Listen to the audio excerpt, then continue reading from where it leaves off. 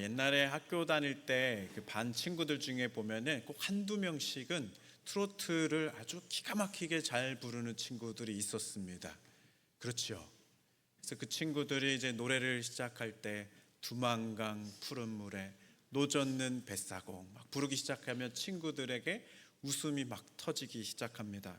근데 보통은 이제 앞소절만 부르고 그만두는데 잘 부르는 친구들은 후렴구로 넘어가죠.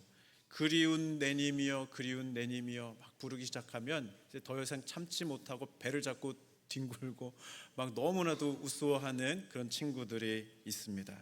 그런데요, 이 노래는 원래 개그의 소재로 삼을 만한 그런 노래는 아닙니다.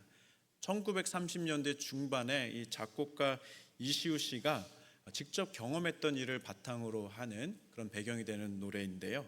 두만강 인근에서 그 악단이 공연을 하던 중에 여관에 머물러 있었는데 하루는 그 밤새도록 한 여인이 통곡을 하며 울음을 그치질 않는 것입니다. 밤새도록 슬피 우는 그 울음소리를 들으면서 잠을 뒤척였는데요. 다음날 누가 왜 그러는지를 들어보니까 독립운동하러 갔던 그 남편을 만나러 그 간도로 그 두만강을 건너왔던 한 여인이었습니다. 그 지역에 도착해 보니 남편은 이미 일본군에게 사로잡혀서 총살당하고 죽은 지 오래였다는 것이죠. 그 가슴 아픈 사연을 들은 그 슬픔 가운데에서 밤새도록 그 여인은 목 놓아 울게 되었고, 그 작곡가 이시우 씨는 깊은 슬픔을 노래로 옮겨서 작곡하게 되었습니다. 그 곡에다가 김용호 씨가 가사를 붙이면서 눈물 젖은 두만강이라고 하는 명곡이 탄생하게 되었습니다. 일제시대 때는 이 곡이 금지곡이었다고 합니다. 왜냐하면 조선인들의 민족의식을 고취시킨다는 이유 때문이었습니다. 일제의 압제 속에서 두만강을 건너서 간도 땅으로 향해야 했던 그 한스러운 우리 민족의 정서를 잘 나타내 주면서 우리 민족을 위로하는 노래가 되었다는 것이죠. 6.25 전쟁 때는 어떤 노래가 있었습니까? 가슴 아픈 사연을 담은 노래들 중에서 단장의 미아리 고개라고 하는 노래도 있습니다. 그 노래를 들을 때는요, 그 전쟁으로 가족을 잃어버리고 이산 가족이 된 분들은 손수건부터 꺼내 드십니다. 왜냐하면 그 눈물을 훔치지 않고서는 그 노래를 끝까지 들을 수 없기 때문이죠.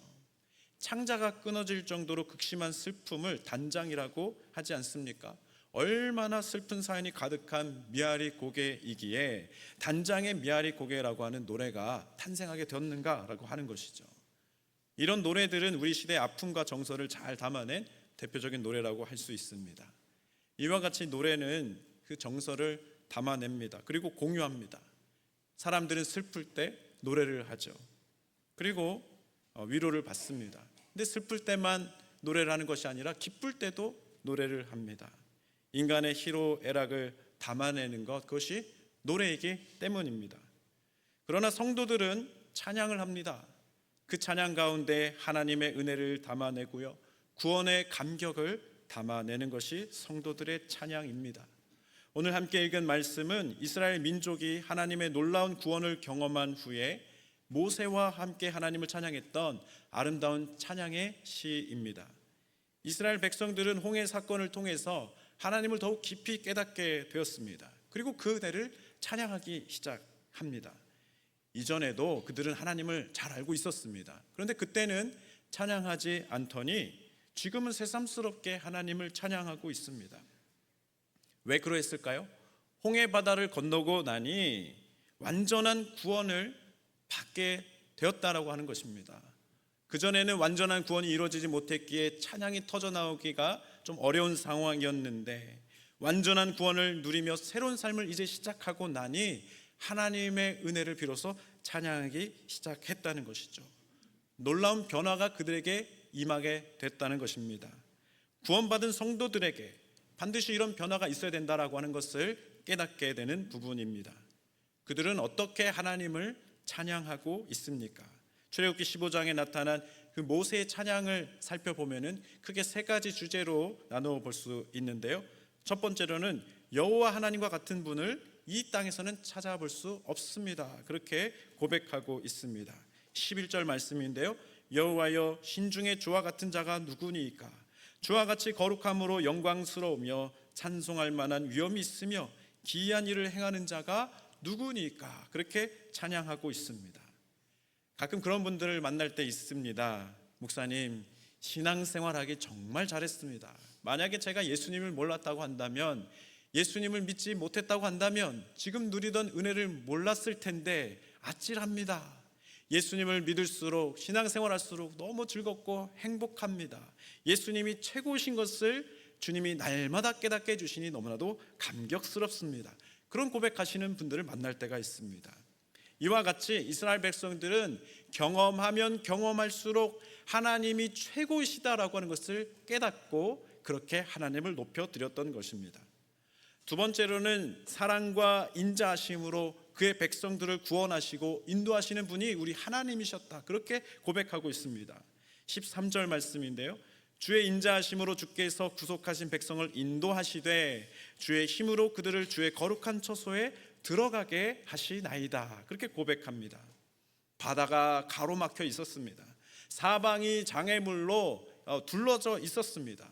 뒤에서는 애굽 군대가 철병거를 앞세워서 추격해 오고 있었습니다.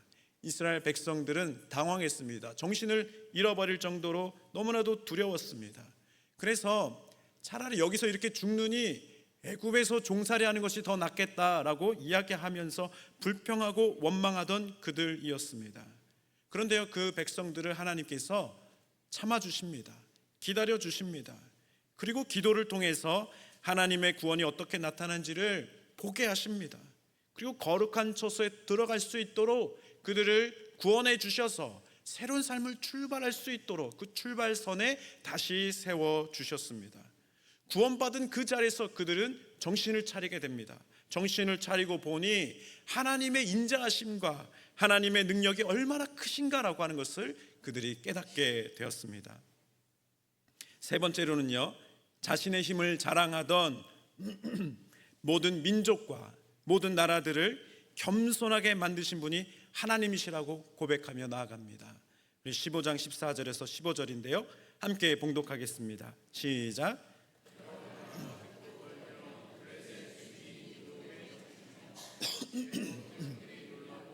모압의 영웅이 떨림에 잡히며 가나안 주민이 다 낙담하나이다. 이 말씀을 보면은 여러 나라들과 민족들을 나열하고 있습니다.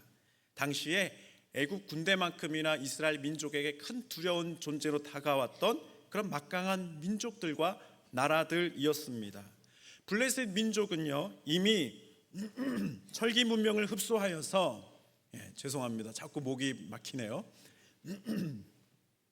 철기 무기를 가지고 있었던 그런 민족이었습니다. 에돔은요, 고대 근동의 핵심 무역로를 장악하여서 막강한 힘을 키우고 있던 왕정 국가였습니다. 보통 이 정도 기침하면 목이 뚫릴 텐데 기침을 하라고요?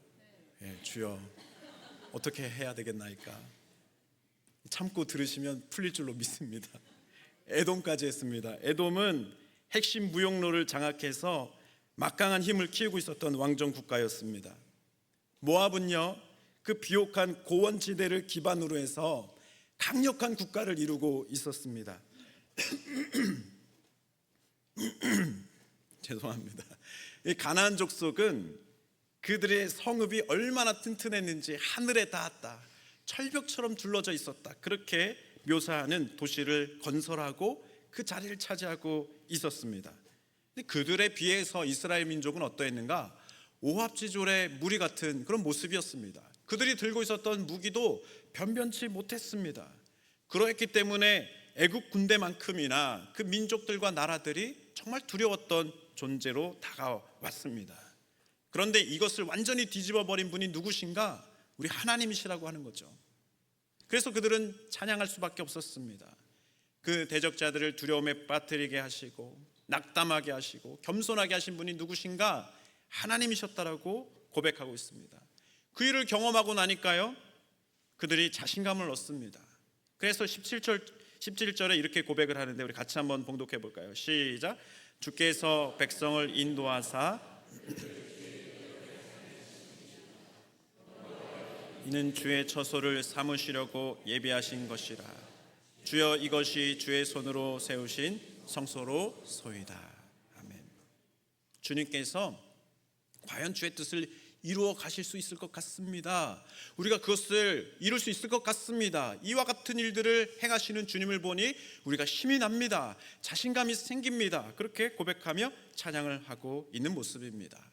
그들이 어떤 일들을 경험했기에 이런 고백으로 하나님을 찬양하고 있는 것입니까? 크게 두 가지로 또 정리해 볼 수가 있는데요. 첫 번째는 1절 말씀입니다. 내가 여호와를 찬송하리니 그는 높고 영화로우심이요 말과 그 탄 자를 바다에 던지셨음이로다. 그렇게 찬양합니다. 이 말씀을 잘 이해하려면 이 말을 탄 자가 무엇을 말하고 있는지를 잘 알고 있어야 됩니다. 여러분, 말을 탄 자는 누구입니까? 멋있는 왕자님일까요? 그 소녀들의 마음속에, 우리 젊은 청년 자매님들의 마음속에는 누구나 하나씩 백마탄 왕자님이 있다고 하더라고요. 근데 이 백마탄 왕자님은 누구를 말하는 것입니까? 얼굴이 잘생기고 스펙이 좋고 똑똑한 것이 기본이라고 합니다. 근데 여기에서 중요한 것이 있는데, 똑똑해도 잘난 척하면 안 된대요. 친절하게, 자상하게, 겸손하게 그것을 알려줄 수 있는 사람이어야 된다고 합니다. 그리고 얼굴도 잘생기고 그래서 사람들에게 인기가 많은데, 또 여기서 중요한 것이 있습니다. 바람기는 없어야 된다고 합니다. 오직 한 사람만 바라볼 수 있는 사람이어야 된다고 합니다. 그러면서도 유머와 센스까지 모든 것을 다 갖춘 그런 사람, 그런 남자가 바로 백마탄 왕자님이라고 하더라고요. 그런데요, 이렇게 완벽한 조건을 갖춘 남자가 어디에 있나요? 어디에는 있을 겁니다. 그 존재를 분명히 믿고 아직 만나지 못했을 뿐입니다. 그렇게 이야기하면서 주변에 웬만큼 좋은 사람들은 쳐다보지도 않고 만나볼 생각도 안 하고 그저 그 백마탄 왕자님이 언제 올까만을 기다리고 지낸다고 한다면, 그 사람에게 여러분 어떻게 이야기해 줘야 될까요? 결혼 30년 차, 40년 차 넘어가시는 우리 어머님들은 하고 싶으신 말씀들이 많아지실 것입니다.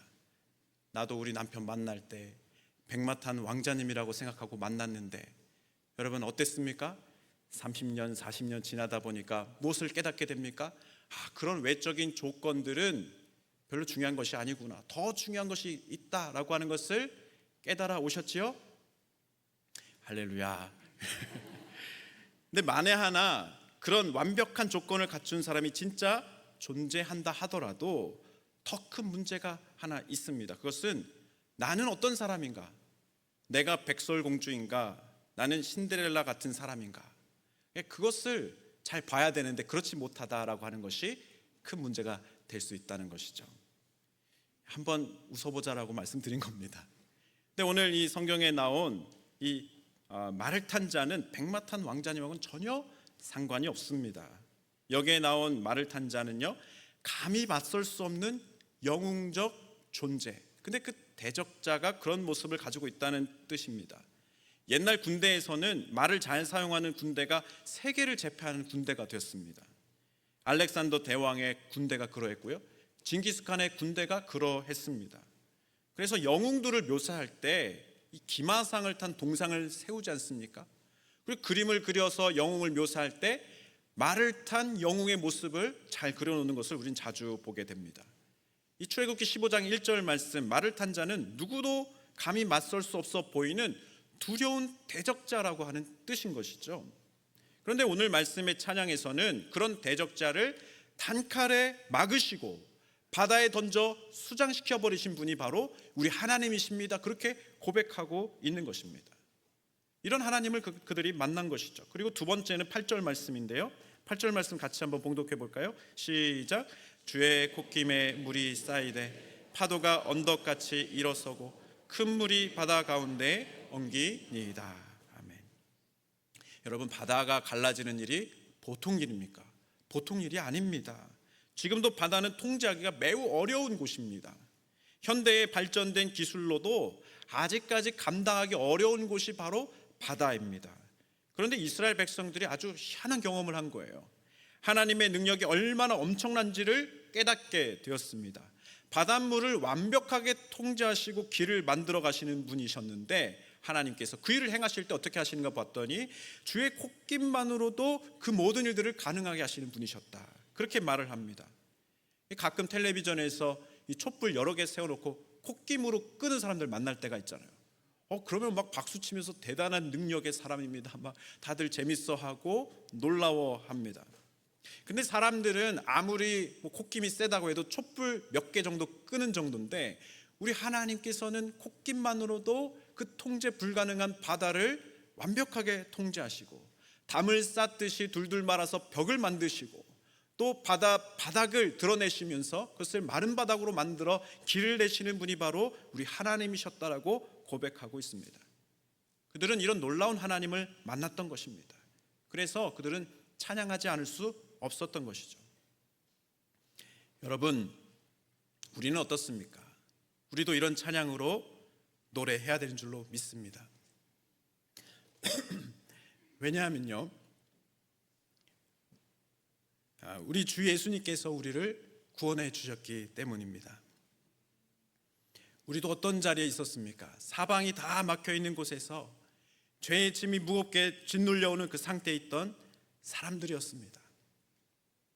죄와 사망의 권세가 공포와 공허감으로 우리를 두르고 그 두려움 가운데서 절망하게 만들었던, 그 상황 속에서 도저히 벗어날 수 없었던 그 존재가 바로 우리들이었다라고 하는 것이죠. 그러나 주 예수님께서 우리를 긍휼히 여기사 하나님의 어린 양으로 이 땅에 오셨습니다. 우리를 죄와 사망에서 벗어나게 하셨습니다. 십자가에 우리를 대신해서 달리사 거기서 죽으시고 죄 사함 받을 수 있는 길을 허락해 주셨습니다. 부활하셔서 사망 권세를 이기시고 우리에게 영원히 살 수 있는 구원의 길을 허락해 주셨습니다. 예수님을 믿고 영접하는 모든 자들에게는 귀한 구원의 은혜를 허락해 주시겠다고 약속하시고 성취해 주셨습니다. 그러므로 그 은혜 안에 있는 우리들이기에 노래할 수 있는 이유가 우리들에게도 있다는 것이죠. 우리는 그런 찬양으로 하나님 앞에 나아가야 될 줄로 믿습니다. 그런데요, 그런 찬양이 우리에게 계속해서 샘솟게 되면 좋겠는데 그러지 못하다라고 하는 사실을 우리가 깨닫게 됩니다. 왜 그럴까요? 다윗의 경우를 한번 생각해 보겠습니다. 다윗은 죄의 문제를 하나님 앞에서 회개하고 있지 않을 때에는 그러니까 여러 가지 어려움 가운데 있었다라고 고백합니다. 시편 32편 3절에서 4절 말씀인데요, 같이 함께 봉독해 볼까요? 시작. 내가 입을 열지 아니할 때에 주의 손이 주야로 나를 누르시오니 내 진액이 빠져서 여름 가뭄에 마름같이 되었나이다. 그가 이 죄의 문제를 가지고 하나님 앞에 자복하고 회개하지 않을 때는 뼈가 짓눌리는 것 같고 쇠어지고 또 온몸이 여름 가뭄과 같이 바싹 마른 것 같은 고통 가운데 있었다라고 고백합니다.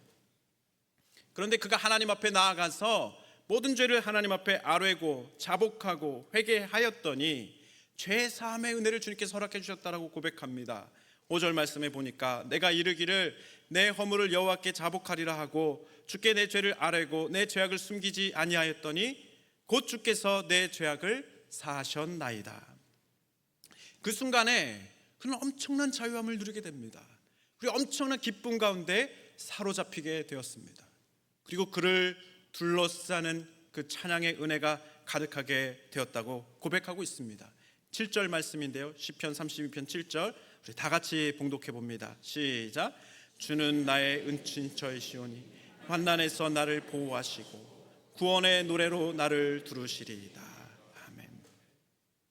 우리도 이렇게 찬양을 하나님 앞에 올려드릴 수 있기를 간절히 원합니다. 근데 그 일을 위해서 필요한 것이 무엇이라고 말씀합니까? 예수님께서 베풀어 주신 그 구원의 은혜가 얼마나 귀한지를 깨닫는 과정이 우리에게도 필요하다는 것을 증거해 주십니다. 다윗처럼 내 삶의 여러 가지 문제들, 알 수 없는 그 두려움들, 불안함들, 옥죄어오는 그 죄의 짐의 무게들, 그것이 바로 죄 때문에 일어난 일이라고 하는 것을 인정해야 된다는 것입니다. 그리고 그것에서 완전히 자유하게 되는 길은 오직 하나님 아버지 앞에 나아가서 회개하는 일밖에 없다라고 하는 것을 인정하라는 것입니다. 우리의 유일한 구주 되신 예수님을 붙드는 그 길밖에는, 우리가 그 모든 죄에서 자유하게 되는 그 은혜를 누릴 수 있는 길은 오직 예수님밖에 없음을 철저하게 인정하고 주님 앞으로 나아가라는 것입니다. 그러할 때에 우리 죄를 사하여 주시고 새로운 삶 가운데 나아가게 하시는 것을 온전히 내가 누릴 수 있고 제대로 하나님 앞에 감사로 나아갈 수 있게 된다, 그렇게 말씀하고 있습니다. 2010년 8월에요 칠레 북부 지방의 아타카마 사막에 있는 산호세 광산에서 사고가 일어났습니다. 이 33명의 광부들이 그 광산 안에 갇히게 되었습니다.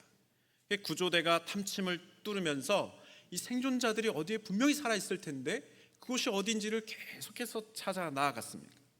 무려 17일 만에 생존자들이 있는 그 대피소에 정확하게 탐침이 도달하게 되었습니다. 그리고 그 지하에서 쪽지를 올려 보냈는데요, 33인 전원이 살아 있습니다 라고 하는 쪽지를 지상으로 올려 보내게 되었습니다. 모두가 환호성을 지르면서 기뻐했습니다.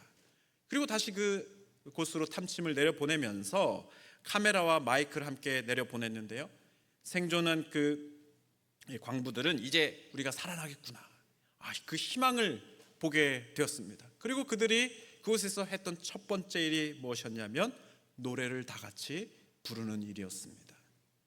이제 우리가 구원받을 수 있구나, 이제 이 사망이 가득한 이 동굴에서, 이 광산에서 이제 우리가 밖으로 나갈 수 있는 희망이 생겼구나, 그것을 보게 되었을 때 그들이 첫 번째로 노래하기 시작했다는 것이죠. 구원받은 사람들이 첫 번째로 할 수 있는 일은 구원을 베풀어 주신 하나님을 찬양하는 것이다 라고 하는 것을 자연스럽게 생각할 수 있는 일이라고 생각합니다. 사랑하는 성도 여러분, 주님께서 우리를 구원해 주셨습니다. 그 구원은 실수나 오차가 전혀 없는 완벽한 은혜였습니다.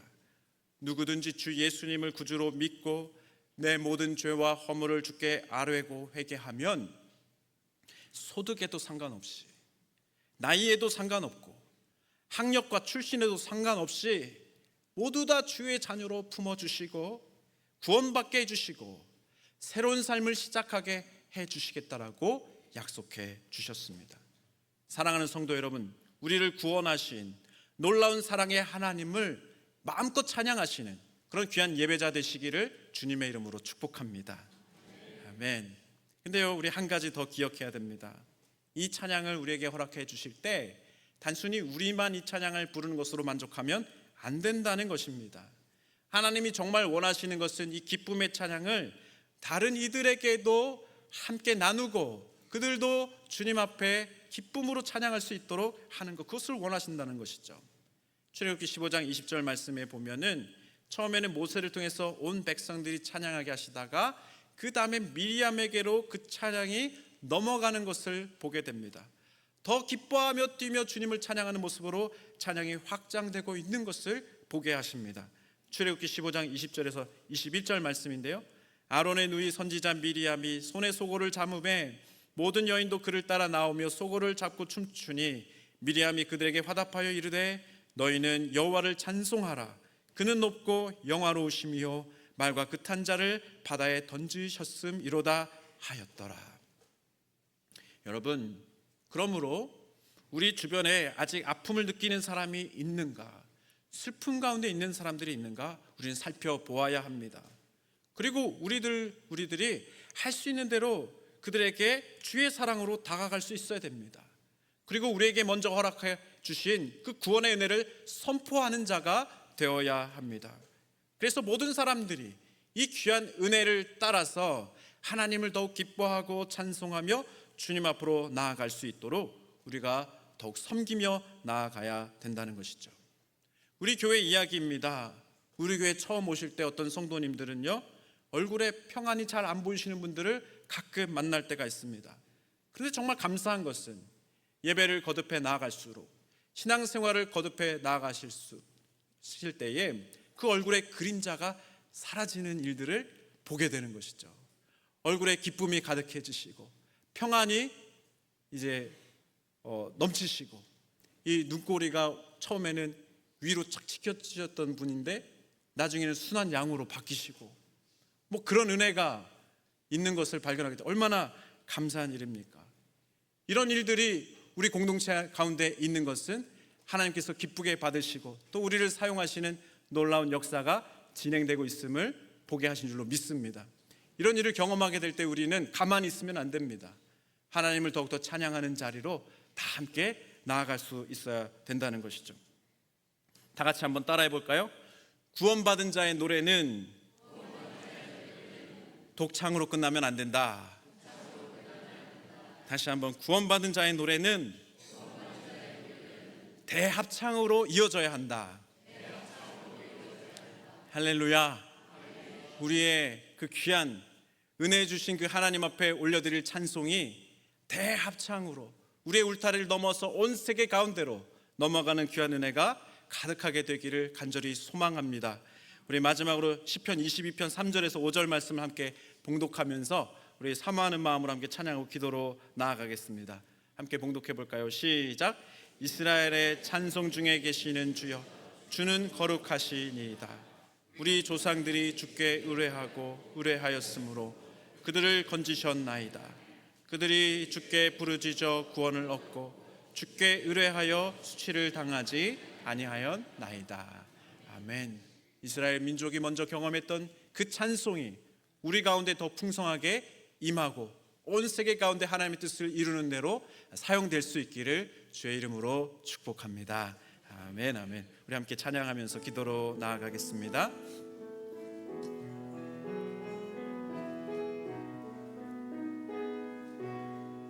우리에게 향하신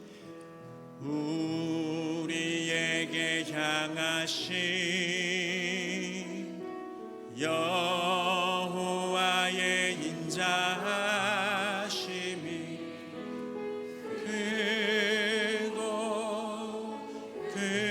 크도다 크시도다.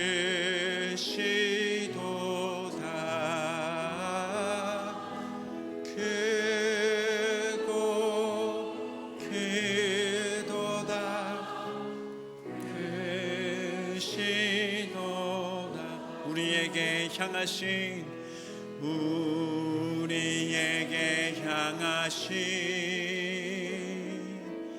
여호와의 진실하심이 영원하시도다.